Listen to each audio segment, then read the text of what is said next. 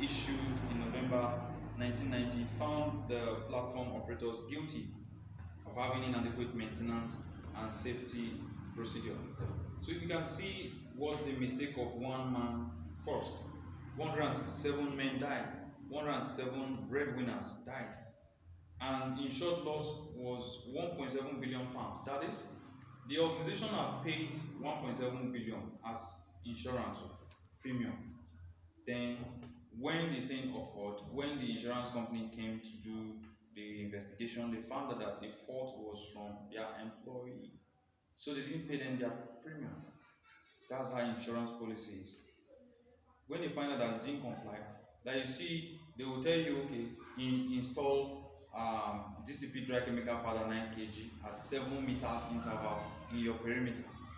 If any fire occurs and they come and see that you didn't actually install that thing, your premium will go.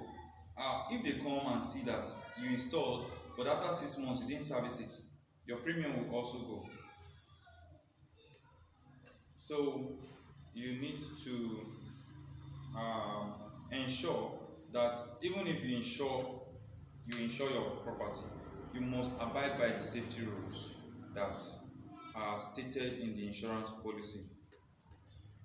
So after much recommendations were made, they came up with the Health Safety and Environment Management System, which is the model that is being used internationally to manage health, safety, and environment practice in industry, and is captured under ISO 45001:2018. So one of the most important aspects of the HSE is the algorithm, the chart itself. The chart itself. You see the chart. You see the chart. This question is 30 marks. This is your number one question in your exam. Okay. So as a safety officer, you need to know how to draw this chart. All right. Okay. So come on. So let me explain something about the chart. First, you have leadership and commitment. Like I said, that you are in between the management and the workforce. You need to make the management to be committed. Why are they being committed? Because they are under the laws of the federal government and they need to obey the laws. They need to be committed to those laws. Now, you need to set policy and strategic objectives. Okay? You have an organization where you are witnessing about 15 accidents in a month, and the organization wants the accidents to reduce to at least 3 or 5. How are you going to reduce the accidents from 15 to 3 or 5? It's through the policies that you are going to jot down for the organization to implement. So you formulate the laws for the organization to implement as policies, But where do you draw those laws from? You draw the laws from the established laws relating to the activity of that organization, be it an oil exploration organization, be it a poultry farm, be it a hairdressing, be it a plaza, be it a merchant or whatever. You need to go to the safety law that relates to that organization and formulate policies for them that will enable them reduce the accident rate if it's that what they want to reduce, or if it's damage to property they want to reduce, if it's damage to the environment they want to reduce. You help them to achieve that. For instance, Shell Petroleum Development Company, when it used to have a lot of spillage, oil spillage, damage to aquatic life, okay, they came up with absorbent. All right. So each time there is spillage on top of the water, they put the absorbent material on top of the water. It will suck the oil off, so it will not affect the aquatic life.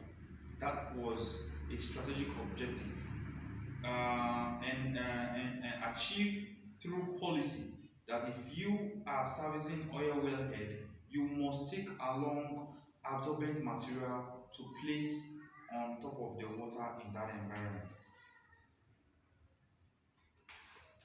So the next item there, you see responsibilities, resources,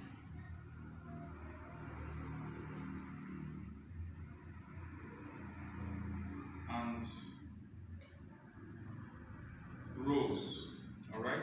As a safety officer, you need to spell out each person's responsibilities and the resources that are needed for that person to carry out those responsibilities, and the roles. You need to state them out. Okay. The next item you see there is hazard and effects management process, which is one of the most important thing. You can see the arrow coming here, hazard and effect management process. You can see the arrow coming here. You have identify, you have assess, you have control, you have recovery. That's hemp. What do you do when you get to this stage? You assess, you identify all the hazards that are observed in that organization or industry or workplace. Then you assess the people that are exposed to that hazard. Let's take, for instance, reception entrance of a hotel. You have observed that in some occasions there have been slip and trip. Somebody have stepped on banana peel at the entrance of the reception, and then the person got injury. You have to give the person first aid.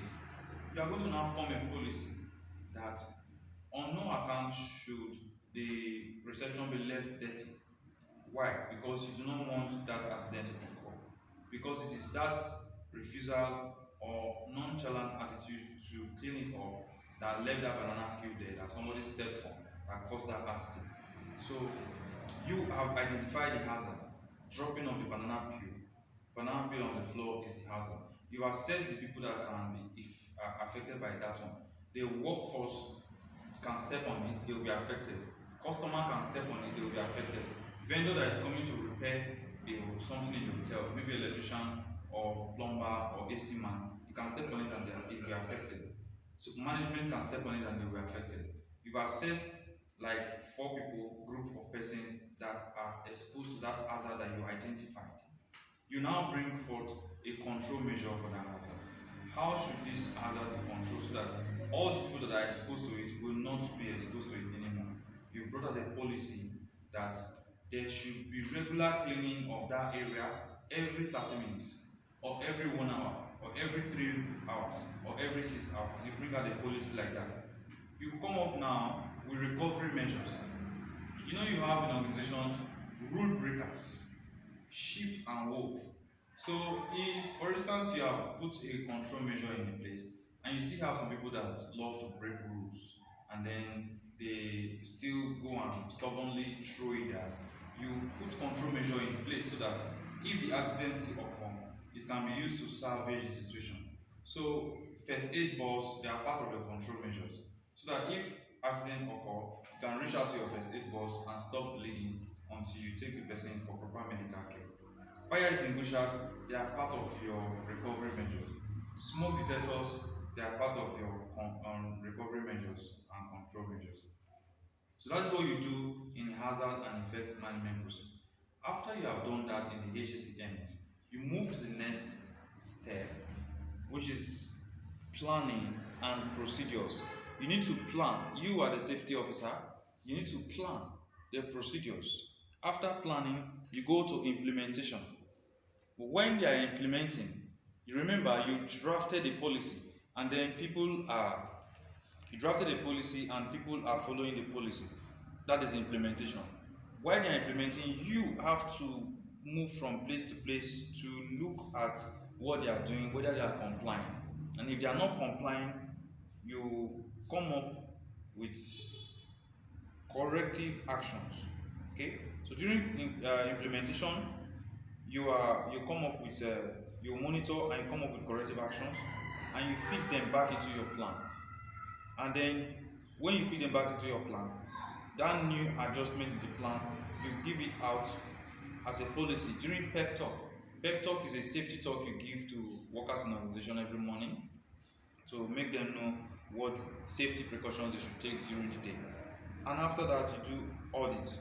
You can choose to have your audit within a week, within a month, within 3 months, within 6 months, within a year. So if your